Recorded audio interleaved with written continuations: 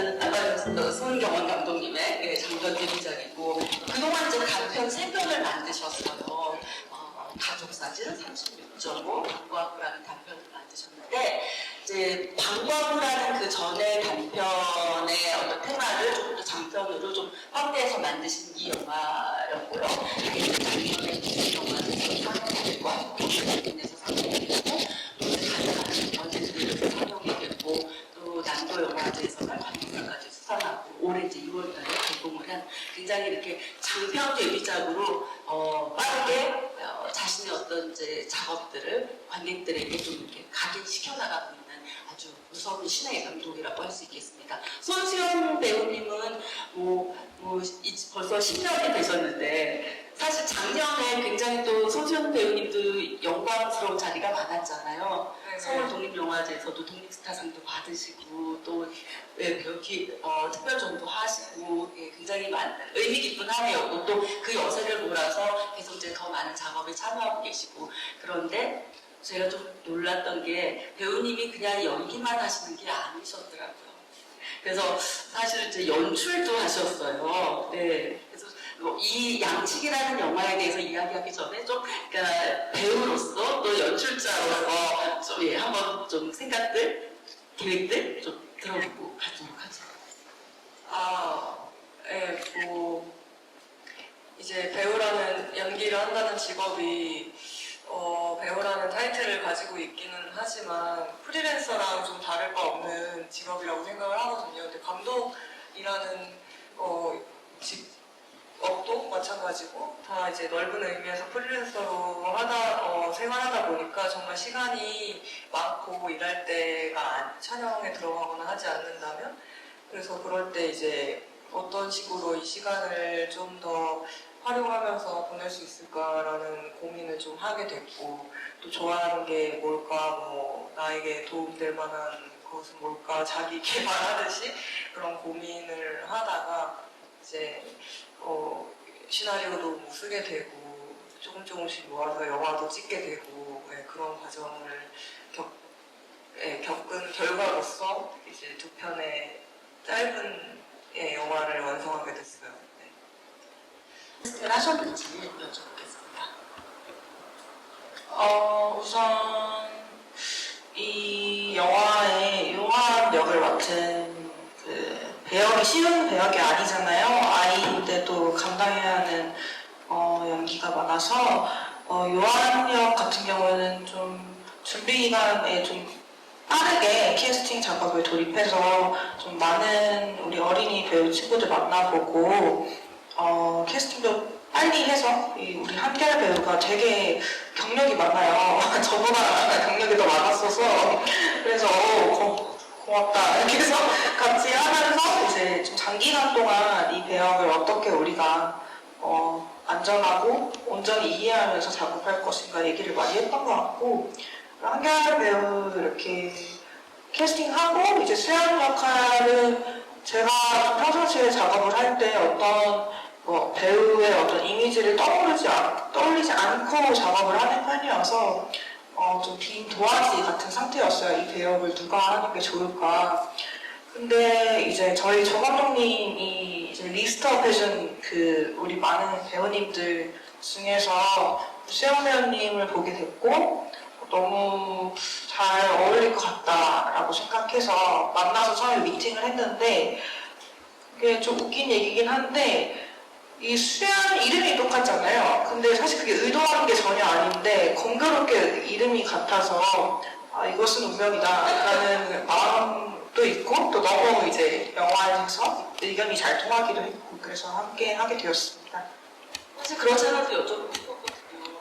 그러니까 여주인공은 본인의 이름을 직접 썼는데 남자 주인공은 요한이란 말이에요. 이제 그 배우의 이름과 다르고 사실 요한이라고 하면 우리가 이제 어떤 성서의 어떤 인물을 떠올리게 되잖아요. 자연스럽게. 그래서 좀 그런 이유, 어떤 캐릭터의 이름과 관련해서 좀 의도를 좀 듣고 싶습니다. 수연이라는 이름은 넘어가도 될 것 같고 요한 같은 경우에는 사실 저희가 누군가의 이름을 들었을 때 그냥 그렇구나 하고 넘어가는데 어떤 이름들은 이 사람이 어떤 사람인 것 같은지 어느 정도 예측하고 추측하는 경향이 있는 이름들이 있다고 생각을 해요. 요한도 마찬가지이고. 그래서 그런 이 아이를 봤을 때 처음부터 어떤 편견 태도로 접근하는 걸 좀 바랬었어요. 그래서 요한이라는 이름을 가지게 됐습니다.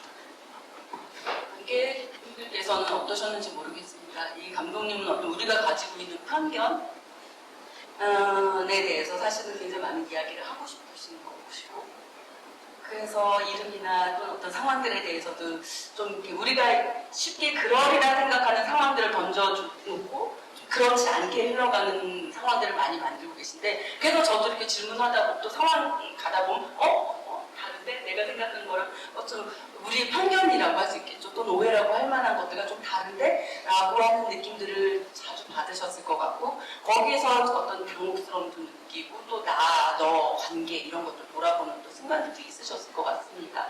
그래서 저는 이제 캐릭터 중에 굉장히 이제 여러 캐릭터들이 나오는데, 일단 그 요한이라는 인물에게 이제 원래부터 이제 오래됐다고 하셨지만 사실 그 눈빛이 굉장히 좀 예사롭지 않은. 그래서 근데 나중에 이렇게 영화를 쭉 보고 났을 때 제가 이 처음 영화 속에 요한이 등장할 때 그 눈빛이라든지 이런 걸 보면서 저 아이는 어떤 아이일 것 같아. 그리고 또 그 클로즈업으로 보여지는 어떤 요한의 이미지라고 할까요? 얼굴 표정이라고 할까요? 눈빛이라고 할까요? 이런 것이 이게 정말 객관적인 것일까? 아니면은 수연의 눈을 통해서 보여지는 수연의 어떤 그런 감정과 약간의 그런 것들이 녹아있는 주관적인 표정일까? 이런 게 사실 굉장히 좀 궁금해지는 순간들이 있었거든요. 그래서 이런 인물들이 어떤 클로즈업을 잡을 때, 표정을 잡을 때, 특히 요한이라든지 또는 어디서 제가 그런 느낌 또 한 번 받았냐면 진수한테 그 핸드폰을 이렇게 발견하고 났을 때 진수한테 또 거기서 살았어. 막 화를 내잖아요. 그때 그 진수가 울면서 또 한편으로 살짝 미소를 짓는 그 미소가 굉장히 좀 약간 그냥 어린아이의 미소는 아닌 그런 표정이 나오는데, 이것은 실제일까 또는 수연이 그렇게 느끼는 것일까, 그런 장면들이 저는 꽤 있었거든요. 그래서 그런 어떤 주관적인 것 또는 객관적인 것, 요거에 대한 감독님의 어떤 의도, 관객들은 어떻게 이걸 받아들일 거라고 생각했을까, 이런 거에 대해서 좀 두루두루 여쭤보고 싶습니다. 우선 이 영화에서 그 아이들의 얼굴이 되게 많이 나오는데요. 뭐 진수도 그렇지만 우리 그 예비 남편의 조카도 좀 그런 장면들이 있잖아요. 근데 전반적으로 어른의 시선에서 보는 아이의 얼굴이 어떠한가가 담겨 있는 것 같아요. 그래서 이 영화 속에 아이들의 얼굴이 대부분 주관적인 시선에서 어른의 주관, 뭐 수연의 주관이라고 할 수 있겠죠. 그런 것들이 담겨 있다고 생각을 하고, 그래서 이 아이들의 표정을 좀 다양하게 담았던 것 같고, 그리고 저희가 뭔가 아이들을 볼 때 사실 잘 모르잖아요. 얘가 무슨 생각을 하고 있는지, 뭐 날 보고 왜 웃는지, 아니면 날 보고 왜 정색하는지. 근데 아이들의 얼굴은 그만큼 뭐 자기 의사 표현을 확실히 할 수 없기도 하고, 그리고 뭐 때로는 좀 숨기기도 하고, 때로는 그냥 마냥 좋기도 드러내기도 하고, 그렇게 다양한데, 사실 우리가 그냥 어른의 관점에서만 본다는 거죠. 그 얼굴을. 내가 어렸을 때 기억이 안 나니까. 그런 저의 좀 흐트러진 생각들이 모여서 이런 장면들이 계속 중첩됐던 것 같아요.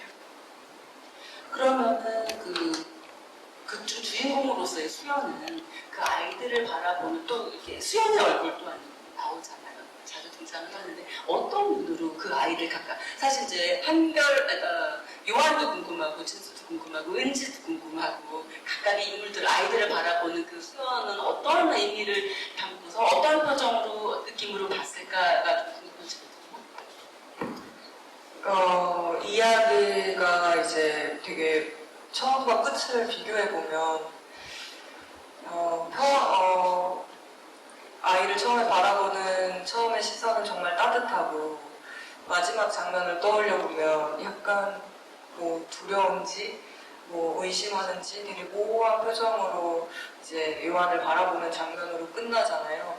그 그 과정에는 이제 아이들을 바라보는 시선이 계속 점점 바뀌어가고, 그러니까 수연이라는 인물은 그냥 선생님이라는 직업적 소명을 최선을 다해서 잘 하고 있는 인물이라고 생각을 했어요. 그러니까 아이들이 당연히 어떨 때는 뭐 저희 어른들의 마음대로 컨트롤되는 존재도 아닐 뿐더러 어떤 여러 가지 수업 학생들을 가르치고 하다 보면 당연히 말을 안 들어서 속이 터질 때도 있지만 그것이 두려움을 간직한 눈빛이 될 거라고는 수연도 상상하지 못했을 거라고 생각을 해요. 그러니까 되게 보편적인 어떤 이상적인 어떤 그런 시선을 가진 어른이었을 거라고 생각을 하는데 이제 요한이라는 아이를 만나면서 아이에게 갖는 막연한 두려움 같은 시선으로 아이들을 바라보게 되고, 그래서 중간에 이제 진수의 표정 같은 경우에도 수연은 그렇게 분명히 봤지만 관객으로서는 수연이 그 표정을 착각하는 거라고 저는 생각하거든요. 네, 저는 그렇게 관객으로서는 그렇게 봤는데 수연 어떤 심리적으로 압박을 받으면서 아이들의 표정들이 다 나를 공격하는 것 같고 나를 우습게 보는 것 같고 어떤 그런 심리적 고립을 느끼면서 점점 더 강화되었던 게 아닐까. 아이들이 무섭고 두려운 그런 마음들이. 네, 저는 그렇게 생각을 했습니다. 마지막에는 뭐 요한과 조금 무언가 사건들이 좀 풀려가면서 하지만 한 번 이제 되었던 수연은 완벽히 다시 아이를 온전히 처음 그 초반의 눈빛처럼 바라볼 수 있을까라는 생각은 가지고 있어요. 그렇게 되면 좋겠긴 하지만, 네. 제가 좀 질문을 많이 했는데, 자, 지금부터는 이제 관객분들께서 질문 손 들어주시면 마이크가 가도록 하겠습니다. 첫 번째 질문하신 분께 선물을 좀 드릴까요? 네. 혹시 죄송합니다. 소장님, 수건 있죠? 2개 있습니까? 예, 2개가 아주 예쁜 인디서울 로고가 박힌 수건이 있답니다. 저는 이 작품을 보면서 그 요한이의 엄마와 그 남자친구도 인간 쓰레기인데 그거에 못지않게 그 주변의 선생님들, 특히 그 여주인공의 그 약혼자, 또 못지않은 사람이라고 생각합니다. 변하지 않는 거죠. 그래서 저는 오히려 감독님께서 처음에 편견을 말씀하셨는데 저는 감독님의 세계관이 편견을 넘어서 아주 박증편향 이 시대를 고발하신 게 아닌가, 그걸 묻고 싶습니다. 우선 이 영화를 제가 처음에 만들고 공개하기 전까지는 제가 이 극중 인물들이 대부분 좀 뭐라 그럴까 물타기 하는 영향이 있잖아요. 뭐 처음에 그러니까 수혈을 너무 안 믿어준다 이런 게 있는데 그거를 영화를 공개하기 전까지는 그런 생각을 전혀 못했었고 공개하고 나서 그런 얘기 많이 들었어요. 그래서 그래서 그때 이제 차근차근 생각을 해보니까 그러고 나서 저도 이제 영화관에서 여러 번 관람을 하면서 제가 봐도 그렇더라고요. 근데 거기서 제가 느꼈던 게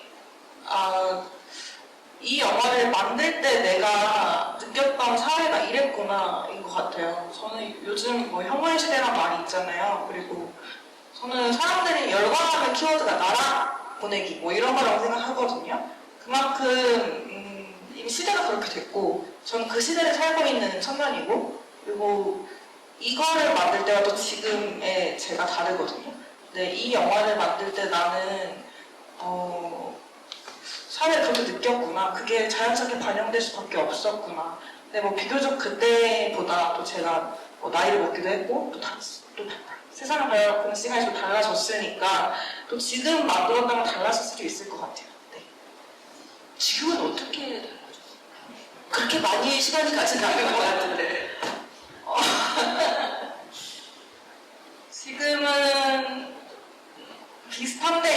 그래도 수연을 좀 그래도 무조건적으로 믿어주는 사람 한 명 정도는 심어주셨으면. 감독님한테 그런 사람이 없었나요? 너무 공격하다.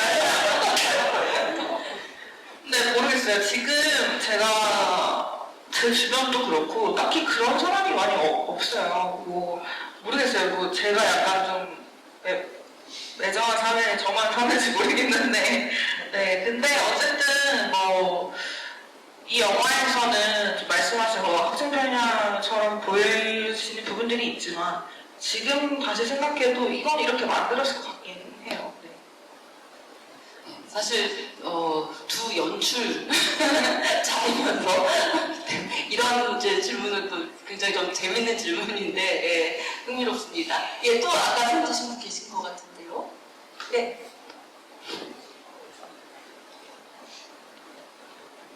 영화 잘 감상했고요. 아까 그 감독님께서 그 요한이라는 인물 이름에 대해서도 어떤 메시지를 이렇게 담고 싶다고 하신 부분이 저는 좀 인상 깊었는데, 그 뜻은 작가님이 종교관이랑 또 연관이 있는지가 좀 궁금했어요. 왜냐면 저는 아이들은 죄가 없다고 생각을 하기 때문에 종교의 유무와 무관하게 저한테 주는 메시지가 있었거든요. 그래서 좀 개인적으로 그게 어떻게 의도를 하시고 영화를 만드신 건지가 조금 궁금했어요. 논쟁적인 얘기가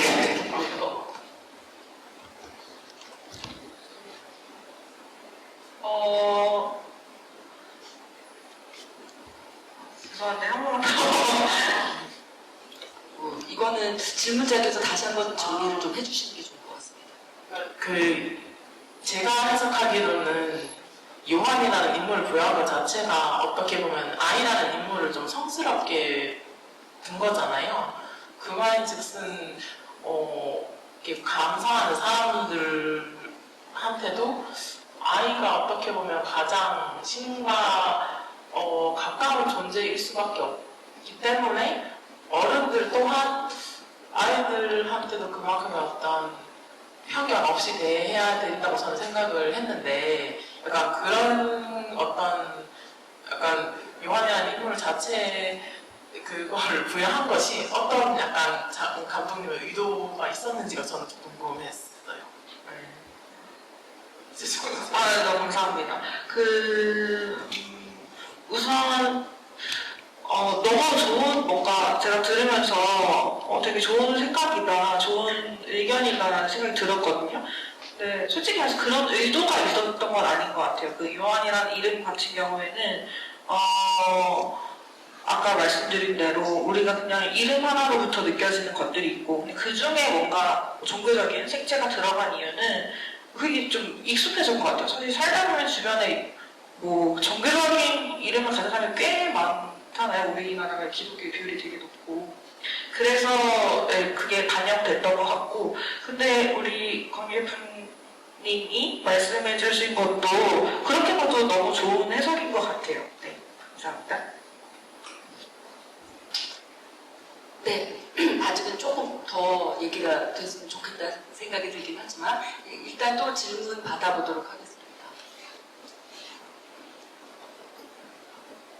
네, 없으세요? 네.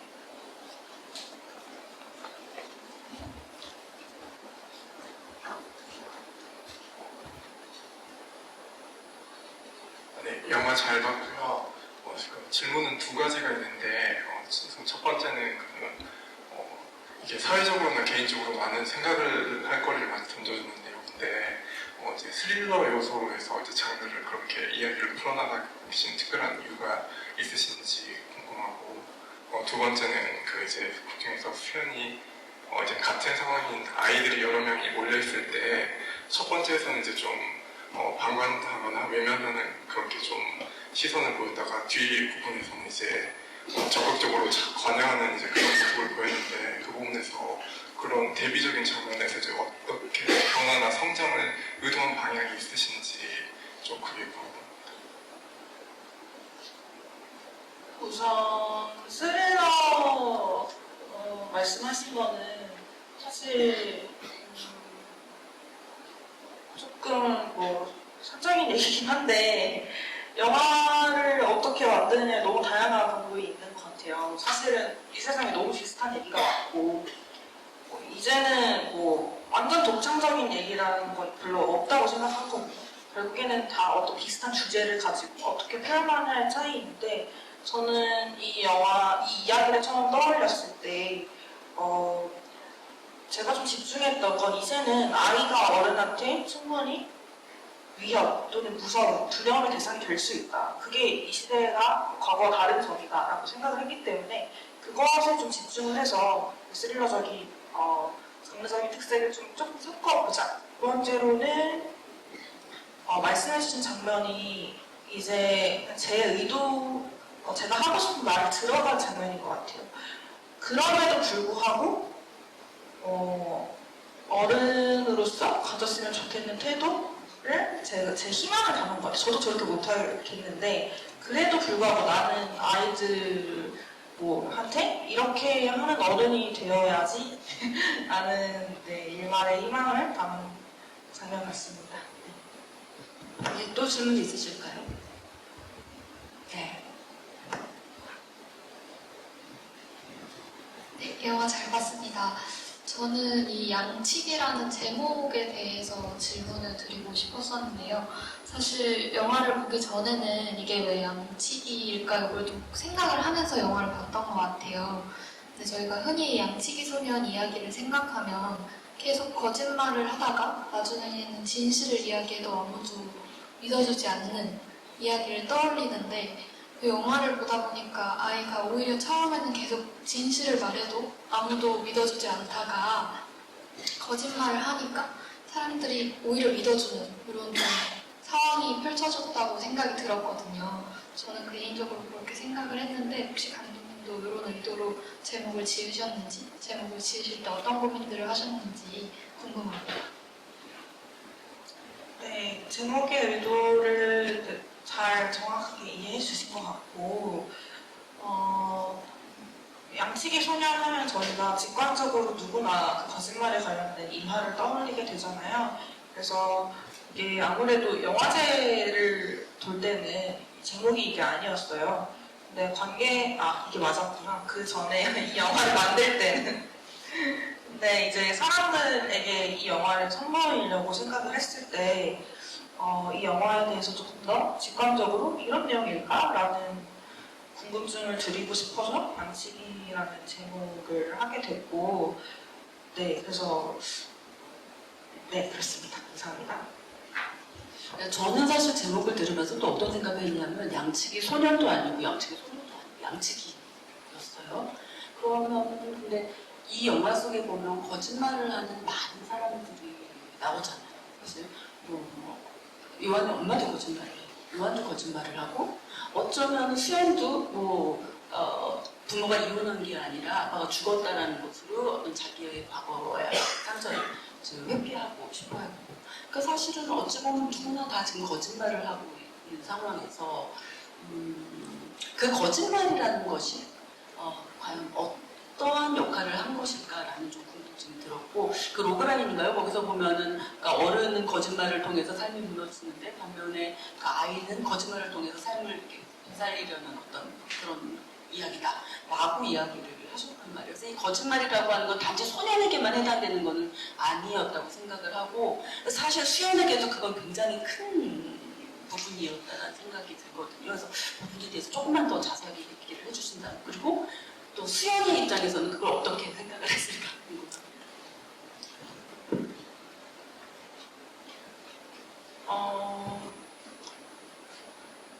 이 영화의 그 주요 키워드가 거짓말인데 사실은 거짓말이 말씀하신 것처럼 이 영화에 거짓말을 안 하는 사람을 찾는 게 더 힘든 그런 영화예요. 그래서 특히 주인공인 수연이 그 학생의 거짓말로 인해서 어떤 공경에 처하게 되는데 근데 근원적으로 내 주변의 관계가 무너지는데 어떤 시초가 되는 것들에서 나의 거짓말이 어떤 식으로든 발목을 잡는 이야기여서 거짓말이란 건 결국엔 순환하게 되어 있다라는 게 제 생각이었고 그것이 이 영화에 나오는 인물들에게 다 그려진 것 같아요. 네, 그리고 또 하나가 더 말씀드리면 좋을 것 같은 게 그래서 양치기 소년이 아니라 양치기 누구나 다 양치기이기 때문에 양치기이고 또 이 양치기가 좀 저는 이건 저만의 그냥 생각인데 그러니까 양을 이렇게 무리하는 게 저는 우리 군중의 성덕 과정이랑 비슷하다고 생각을 해서 또 제목이 양치기라는 의미를 저는 거짓말이라는 게 되게 여러 종류의 결이 있다고 생각해요.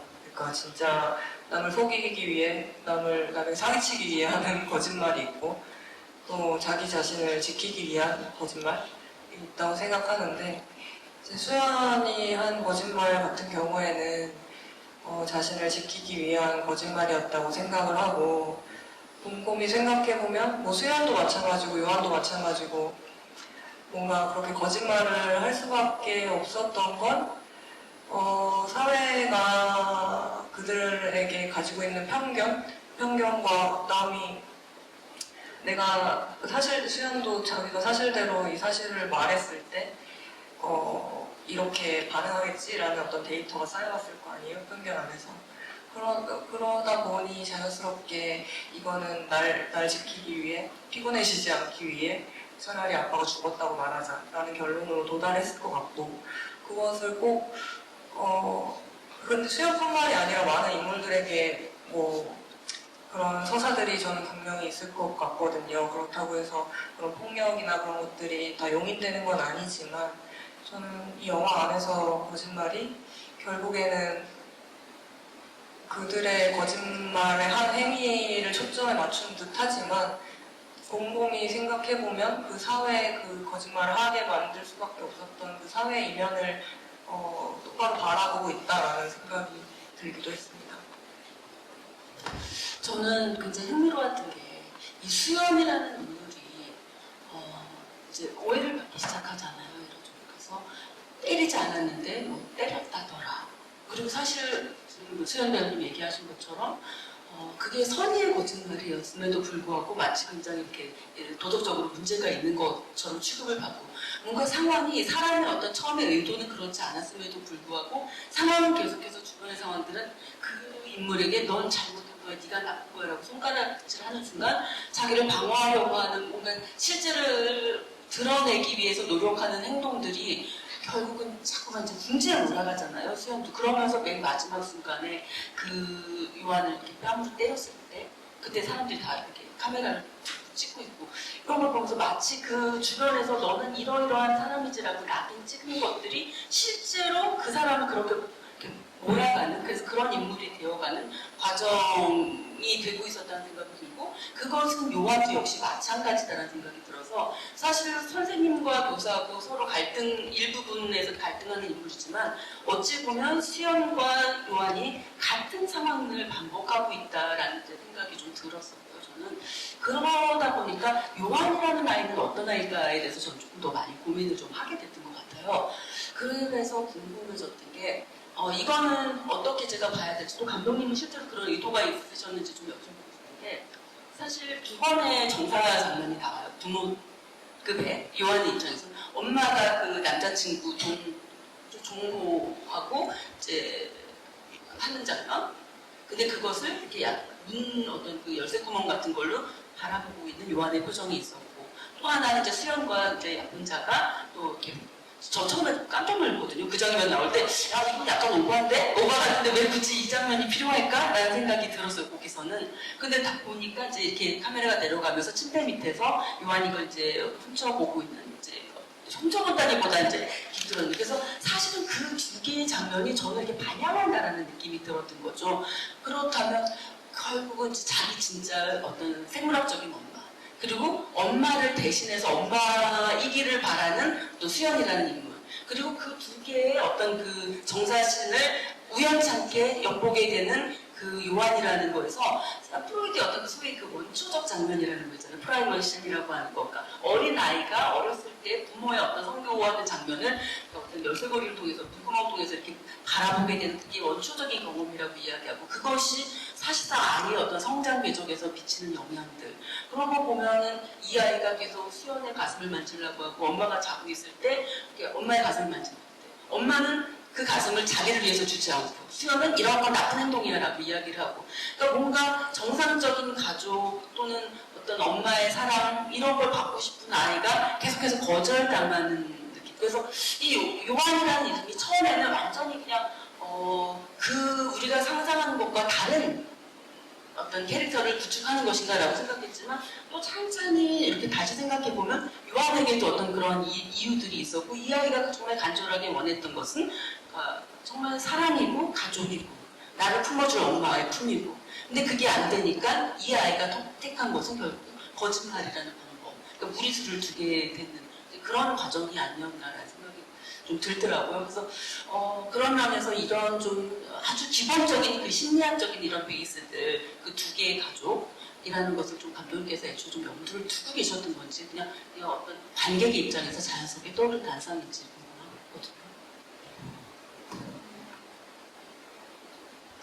궁금하거든요. 사실은 온전할 수는 없겠지만 제가 생각하는 심리적 그 측면이 많이 들어간 것 같아요. 그리고 제가 정신분석 쪽에 좀 관심이 많아서 그런 제 관심사들이 자연스럽게 들어간 것도 있는 것 같고 근데 그것보다 더 중요한 것이 저는 어쨌든 누구나 한 어떤 개인이 또는 아이가 어떤 개인성을 형성하는 데 있어서 부모가 제일 크잖아요. 그래서 그 환경을 일단 좀 노골적으로 보여주고 싶었고 그 다음에 우리 요한이라는 배역의 어떤 궁극적인 목표? 얘 왜 이러는 거지? 라는 것을 좀 이해시키고자 이 친구의 어떤 직면하는 상황들을 좀 가감없이 보여준 것들이 있는 것 같습니다. 근데 말씀하신 것처럼 이 요한에게 어떤 두 가지 형태의 어떤 부모 역할의 를 구상하고 자리 잡고 한 것들은 네, 말씀하신 측면들이 좀 반영된 것 같아요. 네.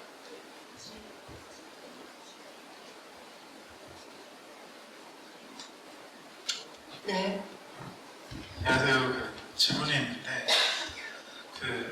아이가 폭력을 당하는 장면 저는 영화에서 가장 중요하다고 생각되는 장면이 그 길거리에서 요한이 욕설을 하고 거기서 이제 수연이 뺨을 때리는 장면인 것 같은데 그 전에 이제 여러 장면에서 되게 직접적으로 뭐 주먹을 때리거나 이런 장면이 많이 나왔음에도 불구하고 가장 중요한 장면에서는 제가 보기에는 이렇게 약간 점프로 돼가지고 직접적으로 안 나오는 것 같은 느낌이 들었거든요. 그래서 혹시 제가 생각을 해봤는데 혹시 배우님이 너무 마음이 약하셔서 그 연출하기가 힘들었나 아니면은 굉장히 고조되고 클라이막스 같은데 그런 식으로 어떤 연출을 하신 그 선택이 좀 궁금해서 질문을 드립니다.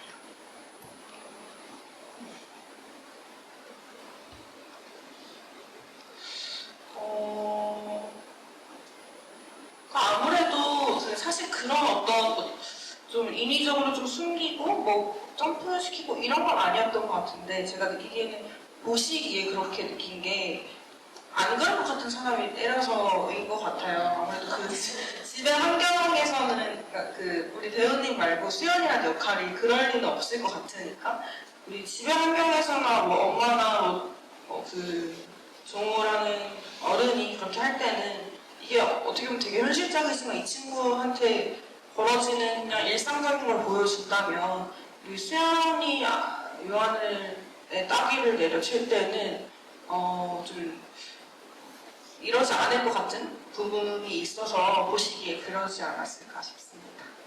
그리고 일단 폭력 장면 자체가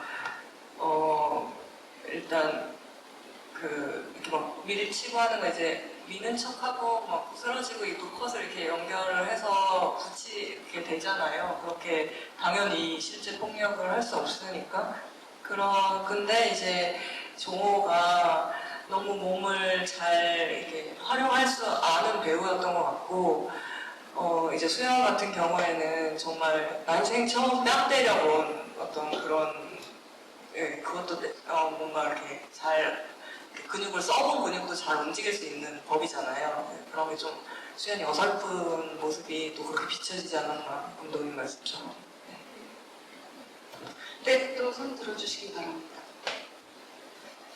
저는 그 종우 남자친구, 엄마의 남자친구가 약간 말을 조금 더듬는 약간 그런 캐릭터로 설정이 돼 있는데 왜 그런 거예요?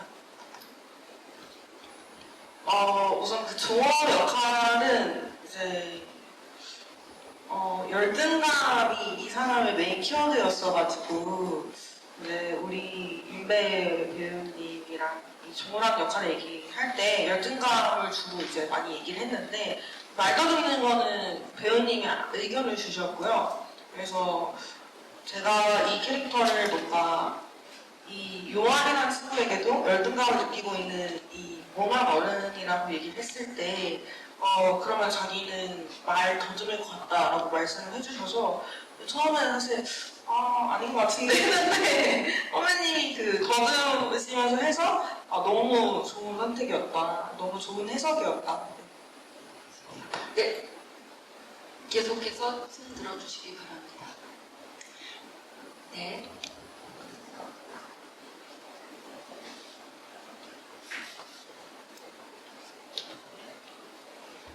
그냥 느낀 점이긴 한데 의도하신 건지 궁금해서 여쭤보는 건데, 그러니까 그 수연도 학대 과정에서 자란 설정인 것처럼 보여지는 장면도 있었던 것 같아요. 엄마와의 대화에서 수연 이제 믿어주지 않았을 때 엄마한테 좀 폭력 같은 걸 행사하니까 니네 아빠랑 뭐 이런 점이 똑같아 이렇게 얘기를 할 때 좀 그런 설정이 깔려 있다고 저는 좀 느꼈던 것 같고, 근데 수연이 또 보면은 그런 그 자기 과거를 숨기고 싶어하는 그거하고 또 일어나고 있는 자기의 문제를 좀 그 남자친구한테 표현하고 싶어하지 않는 그런 좀 성격을 갖고 있는 이런 것들이 좀 보였는데, 혹시 뭐 폭력에 그리고 이제 그 엄마의 장면 다음에 또 때리잖아요, 아이를. 그래서 폭력의 대물림이나 뭐 이런 것도 좀 생각하고 의도하고 만드신 건지 좀 궁금하긴 했어요.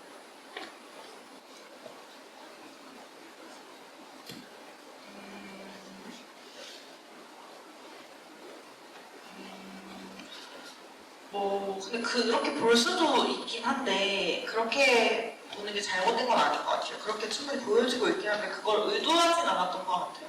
왜냐면 그 수연이가 폭력을 행하게 된 게 보고 자라온 것들이 영향을 안 끼칠 수가 없다고 생각을 해서, 그래서 그럴 수 있지만 그것이 주된 이유는 아니어서 그래서 그런 것 같고, 근데 제가 좀 지나가면서 생각해보니까 제가 대물림, 유전자적인 측면에서 좀 닮을 수밖에 없는 것들, 이런 것들에 좀 관심이 원래 많아서 그게 자연스럽게 영화에 투영된 것 같기도 합니다.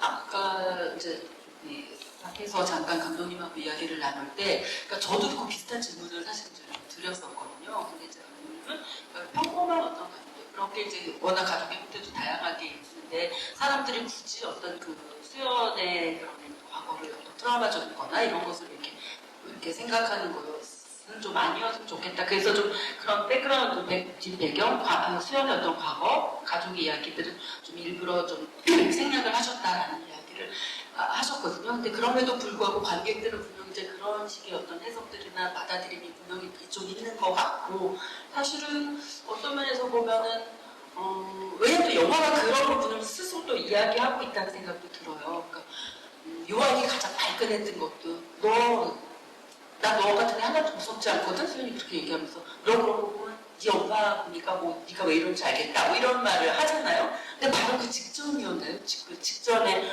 엄마 엄마한테 똑같은 얘기를 듣는 거잖아. 너 이런 거 보면 네 아빠랑 똑같다.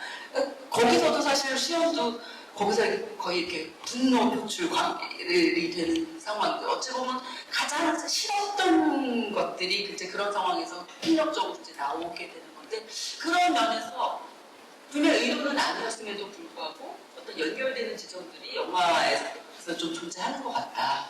자연스럽게 내가 싫었던 거 그럼에도 불구하고 그렇지 않은 어른이 되려고 했지만 보고 배우고 경험한 것들이 또 나를 구성하는 어떤 일부가 되고 나는 좋은 선생님이 되려고 하지만 또 더 나보다 어린 아이 앞에서 그것이 또 폭력이 다시 한번 반복이 되고 또 어쩌면은 뭐 요한도 또 나중에 커서 또 그럴 수도 있겠죠. 그래서 이 영화를 나는 굉장히 힘들게 어떤 희망 이렇게 아주 그냥 까맣게 앞을 보여주려고 하는 건 아니지만 그럼에도 불구하고 좀 이렇게 어떤 그 색깔, 영화에 대해서 우리가 상상할 수 있는 미래라는 것은 조금 이렇게 조금 다양한 컬러들이 있을 것 같다라는 생각이 듭니다. 네, 또 좀 들어주시기 바랍니다. 저는 TV대기 얘기는 못하는데, 아니, 저는 좀 마이크를 드시고요. 저는 정말 충격적으로 느껴진 거는 그 아이의 비닐봉투 안에 들어가 있는 장면하고요.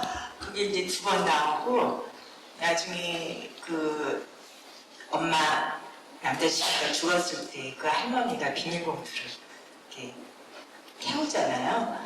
그게 어떤 뜻인지 많은 생각을 하게 되긴 돼요. 아이가 봉투 안에 들어갔을 때 어떤 두려움, 세상에 어떤 두려움을 주려고 약간 생각이 들긴 들어요. 그러니까 그 감독님께서는 그게 정확하게 어떤 의미에서 그렇게 무서운 비닐봉투를 사용하셨나 그런 생각이 듭니다. 사실 이게 어떤 실화를 배경으로 하는 건 아니어서 제가 이 이야기를 처음에 기획했을 때 학대를 당하는 아이라고 생각을 했는데 학대의 종류가 다양하지만 저는 개인적으로 제 필요에 의해서 이 장면을 보여주고 싶었고 그래서 어떤 방식을 택할까의 고민 가운데 좀 고통스러운 좀 잔인한 방법을 골랐던 것 같아요. 근데 그게 하필 왜 이 도구고 왜 이런 방식인가는 그냥 제 아이디어인 것 같아서 그냥 그렇게 생각해 주시면 될 것 같고 근데 어쨌든 이 비닐이라는 게 사실 되게 저는 취약한 것이라고 생각하거든요. 손톱만 있어도 뜯을 수 있고 아이임에도 나올 수 있거든요, 사실. 우리가 이런 다양한 종류의 학대가 있지만 신체적으로 아이가 헤쳐나올 수 없는 것들이 많다고 생각해요. 비닐은 사실은 물리적으로는 가능해요, 아이가 나오는 게. 그럼에도 이 아이는 그곳에서 나오지 않잖아요, 못하잖아요. 이게 학습되기도 했고. 전국에는 그 비닐을 뚫고 나오는 아이가 되었고 그리고 그 비닐의 여물이라고 하죠. 그 흔적이 어떤 식으로 사용되었던 간에 방관자였던 아랫집 할머니가 이것을 태우는 것으로 아주 이기적인 속죄를 하는 그것을 보여주고 싶었던 것 같아요. 네, 또 질문 있으십니까? 그러니까 사실 이제 자연스럽게 비닐을 이제 태운다는 것에서도 또그 영화에는 어느 정도 암시를 하는 듯도 하지만 그럼에도 불구하고 영화가 아주 속 시원하게 딱 말을 하지 않기 때문에 결말은 과연 누가 살인범인가라는 질문이 좀 자연스럽게 나올 것 같거든요. 감독님은 어떻게 생각을 하셨고 수연은 또 어떻게 생각을 하고 있을까요? 네, 영화가 참 사이다 같이 이렇게 명쾌한 게 아니어서 죄송스럽지만 누가 살인범인지는 말씀드릴 수 없고요.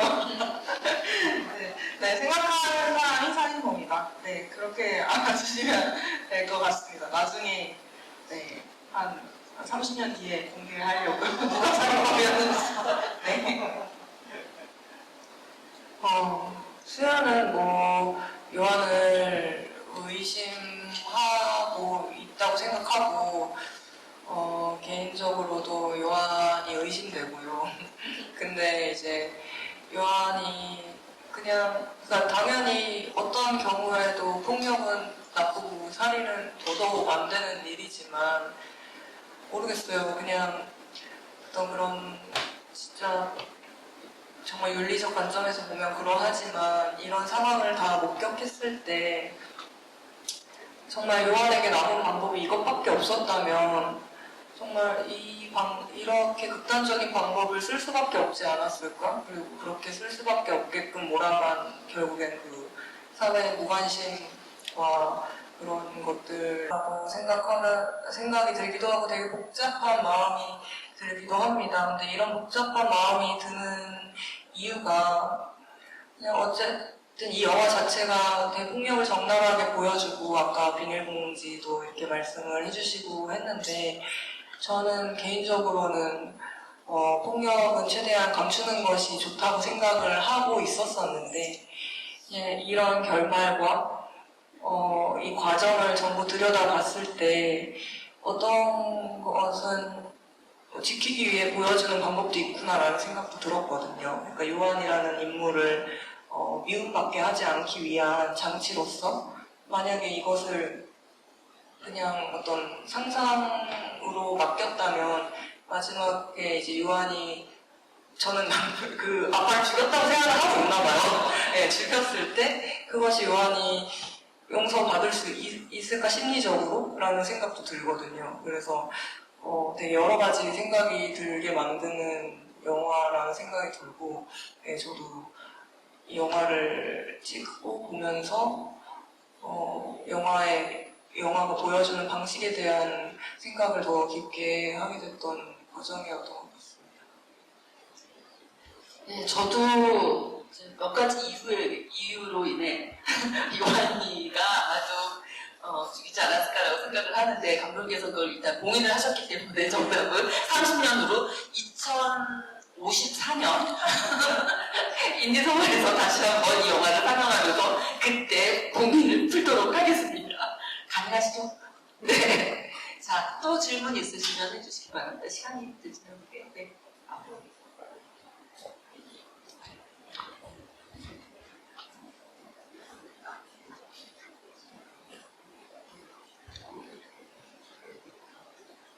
우선 영화를 잘 봤고요. 제 질문은 이제 감독님께 하나, 배우님께 하나 드리고 싶은데 우선 감독님께 그 요한이의 나이대가 달랐으면 이 영화 느낌이 되게 달랐을 것 같아요. 그래서 5학년 정도 10대 초반 정도로 설정하신 이유, 뭐 의도가 궁금하고요. 배우님께는 그 요한이가 이제 교사직을 물러나고 그 이상한 집에 찾아오잖아요. 그 처음에는 맞긴 하는데 결국에는 집으로 들이게 되는 그 수연의 어떤 마음은 무엇이었는지 궁금합니다. 네, 우선 12살이라고 설정했던 건 처음에는 어떤 논리적인 이유가 있다기보다는 그냥 제가 개인적으로 아이를 볼 때 느꼈던 어떤 감정들에 기인한 것 같아요. 12살이면 사실은 아이이긴 하나 하지만 진짜 알 건 다 안다고 생각했거든요. 알 건 다 알고 때로는 정말 영악한 면모를 보여주기도 하고 근데 제가 이후에 TV를 보다가 그 청소년으로 규정되는 나이가 11살인가 12살인가 그렇대요. 그래서 생각보다 너무 이르다라고 생각했거든요. 청소년 하면 약간 교복을 생각하는데 그래서 괜히 내가 12살 생각한 게 아니었구나라는 네, 이야기였습니다. 네. 일단 저는 개인적으로 수연은 이 일들이 다 일어났을 때 곰곰이 반추해 본다면 어디서부터 잘못됐을까? 라는 생각을 엄청 많이 했을 것 같아요.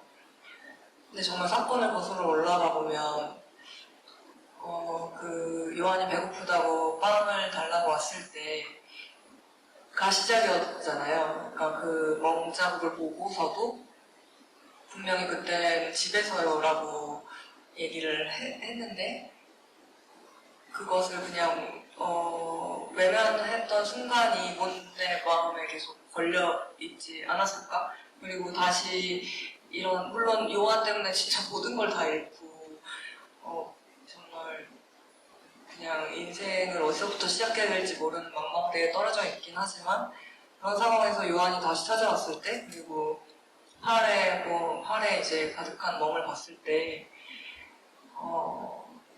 절대 다시 보낼 수가 없었을 것 같아요. 물론 여러 가지 찝찝함도 있고 근데 물론 요한이 또 나한테 무슨 짓을 할까봐는 아니었을 것 같거든요. 그 순간에는. 왜냐면 이미 다 끝났기 때문에. 네. 그냥 그 멍을 보고, 그냥 아까 처음에 질문 주셨던 것처럼, 어떤 그런 폭력의 상황들을 지나칠 수 없는 것과 같은 맥락, 그렇게 성장한 것과 같은 맥락이 아닐까라는 생각이 듭니다. 아마도 각자 그런 질문들을 또 나라면 어떻게 했을까 그런 생각을 또 해보시게 될 것 같습니다. 네, 시간이 거의 많이 지나가고 있는데 혹시 질문 더 있으실까요? 없으시면 제가 이제 몇 가지 질문을 감독님과 배우님께 드리고 싶은 게 이 영화를 만들면서 가장 아쉬웠던 부분, 아쉬웠던 장면, 그리고 가장 만족스러운 장면에 대해서 두 분께서 좀 얘기를 해주시나요?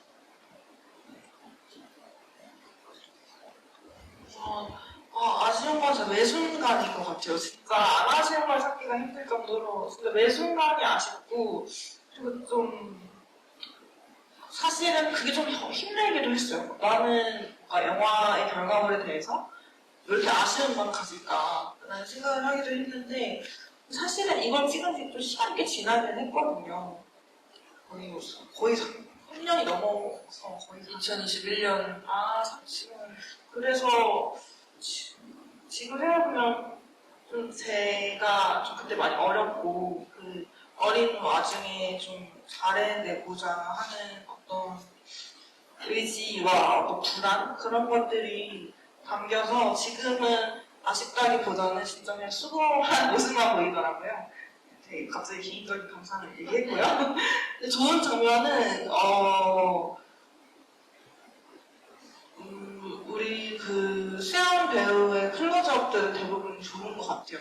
아무래도 저도 이런 긴 호흡의 영화를 처음 해보다 보니까 어쩔 수 없이 이 주연 배우를 사랑하게 되더라고요. 계속 이 사람의 얼굴을 보면서. 그래서 우리 배우의 뭔가 가감없이 표정이 들어가는 장면들을 대부분 만족하고 너무 좋아합니다.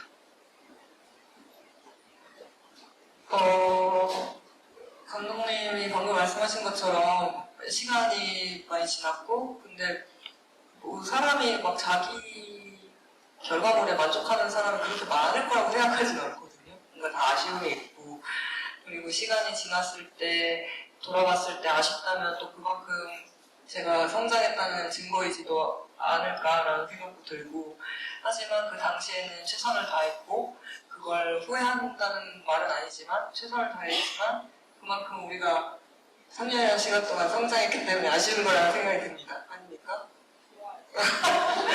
네, 그렇고 이제 좋았던 장면은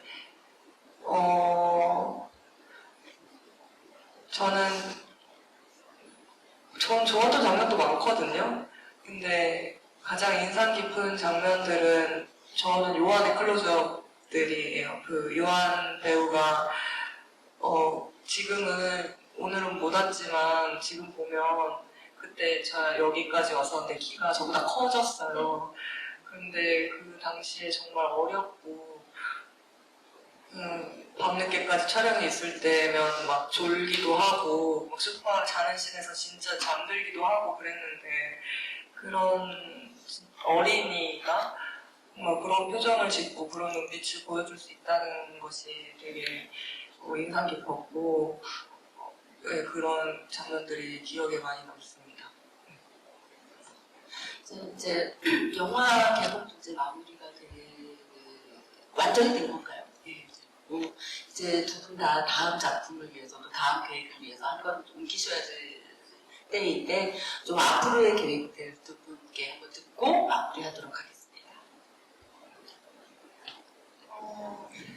저는 아직 대학원 학업 중에 있어서 빨리 마무리하고 동시에 지금 쓰고 있는 작품을 촬영하려고 노력할 것 같습니다.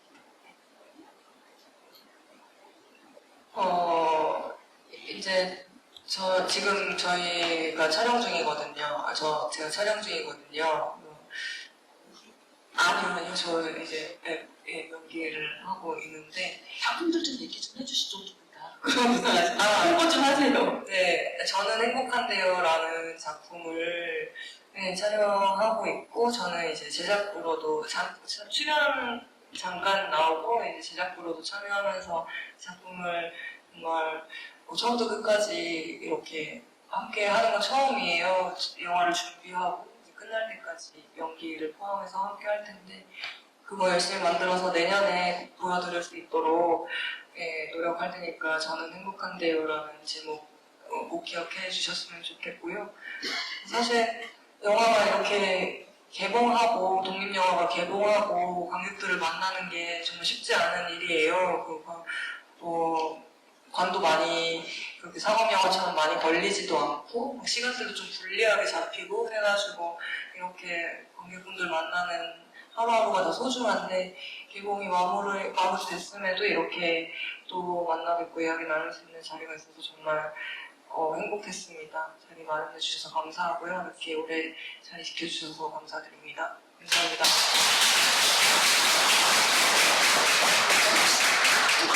혹시 차기 구상 중인 작품 간단하게만 좀 소개해 주실 수 있을까요? 관객분들께서 어두워 막 이러실 분들도 계셨다면 다음 작품은 어떨지 궁금하실 것 같아요.